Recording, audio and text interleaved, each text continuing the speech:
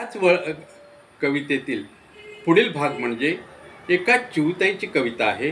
ह्या कवितेमध्ये झोपलेल्या आळशी अशा चिऊताईला कवी सांगत आहेत, उठा उठा चिऊताई चारीकडे उजाडले, डोळे तरी मिटलेले अजूनही, सोनेरी ही दूत आले घरट्याच्या दारापाशी, डोळ्यावर झोप कशी अजूनही, लग बग पाखरेही गात गात गोड गाणी, टिपतात बगदाणी चोहीकडे, झोपलेल्या अशा तुम्ही आणायाचे मग कोणी, बाळासाठी चारा पाणी चिमुकल्या, बाळाचे नाव घेता जागी झाली चिऊताई, उडून या दूर जाई भूर भूर।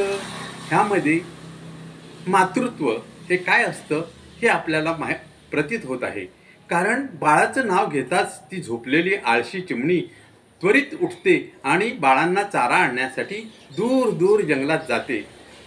तरी रसिक हो, आपणाला ज्ञात आहे त्या काळातील शिक्षक, त्या काळातील कविता, त्या काळातील पाठ्यपुस्तकातील धडे चिरस्मरणीय असेच होते आणि त्यापैकी आजच्या ह्या कविता मी आपणापुढे सादर केलेल्या आहेत।